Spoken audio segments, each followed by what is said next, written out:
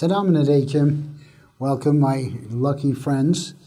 As you know, we're reading the life of our Prophet Rasûlullah Alaihissalam. Before I continue, I'd like to read one passage out of the book Ethics of Islam.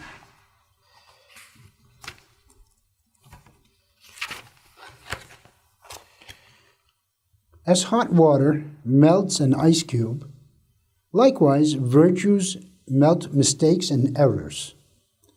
As vinegar destroys honey, likewise vices destroy rewards, that is, the sawabs of the good deeds you have done.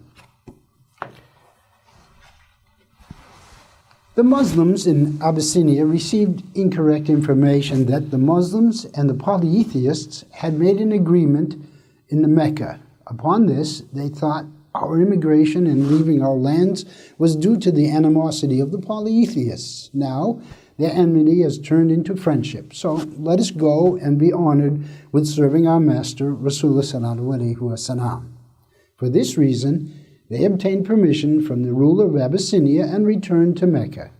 Whereupon they learned that the news was not correct.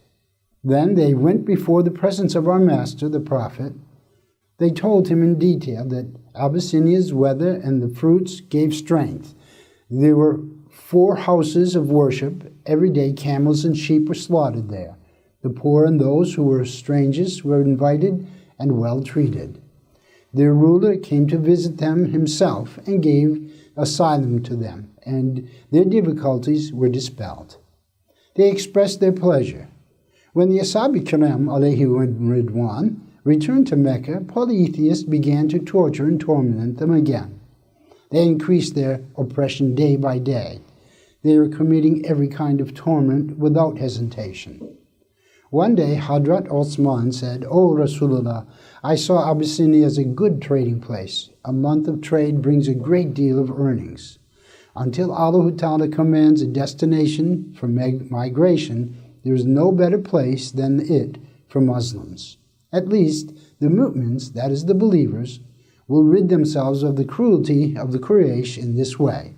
Negus offered many gifts and did many favors for us. Upon that, our Master the Prophet commanded, go back to Abyssinia, so that you will be protected by the name of Allahu Ta'ala."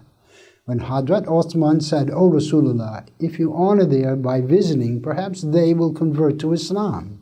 Since they are a people of the book, they will easily accept Islam and they will not withhold their help."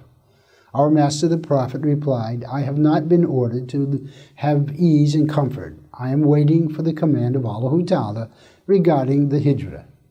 I act according to what I am commanded." According to a report, a caravan of 101 people set off for Abyssinia the second time. Hazrat Ja'far bin Abi Talib had been appointed as the commander of this caravan. They reached the country of Negus in sound health.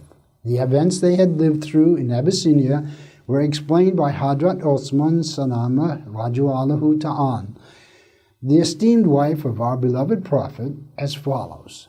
When we reached Abyssinia, we met with a very good neighbor. This neighbor was the ruler of Abyssinia. His name was Negus. He fulfilled our every wish. He could perform the orders of our religion as we wanted. We could worship Allah Ta'ala freely, and we were not hurt. We did not hear any bad words. When the Meccan polytheists learned of the situation, they decided to send 2 envoys to the ruler of Abyssinia, that is Negus. They prepared very valuable presents for him. They prepared leather products of Mecca, which he very much liked. They also allotted presents for Negus's men and their governmental officials. Abdullah bin Abi Rabia and Amr bin As were appointed as envoys. They were taught that they would say before negus. They were told before speaking to the ruler, give presents to each of his patriarchs and commanders. Then bestow negus presents to him. After that, request the delivery of the Muslims to you. Do not give an opportunity for negus to speak with the Muslims. When we meet again, we'll talk more about the envoys to Abyssinia. Wa alaikum salam.